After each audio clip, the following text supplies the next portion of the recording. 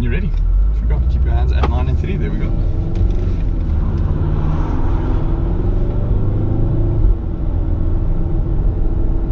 Okay, so don't cross over the solid line on the right. We can? No, don't. Oh yeah. Just in case we've got a car coming past us, it's a little bit quicker. I know. It's a bit exaggerated. Okay, when you're ready, here we go.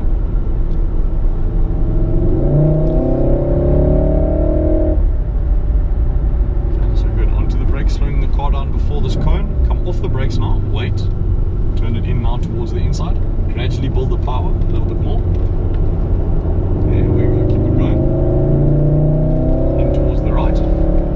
Tighter. There we go. Aim for the Marshall there in the orange jacket. Now to the cone, onto the brakes. Slow the car down. Off the brakes. Wait. Turn it in now towards the inside. Run it out to the right. Create the drive. There we go. Now let's go back to the left.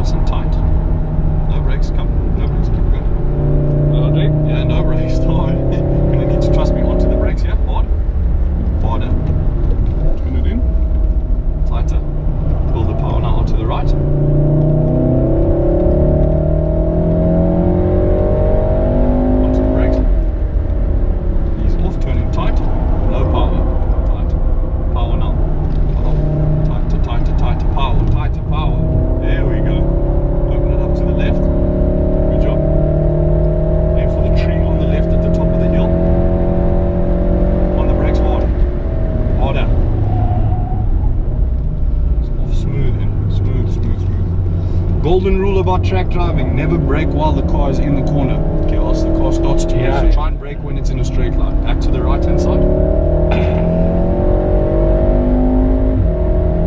Okay, off the power, a little bit of brake. Now off.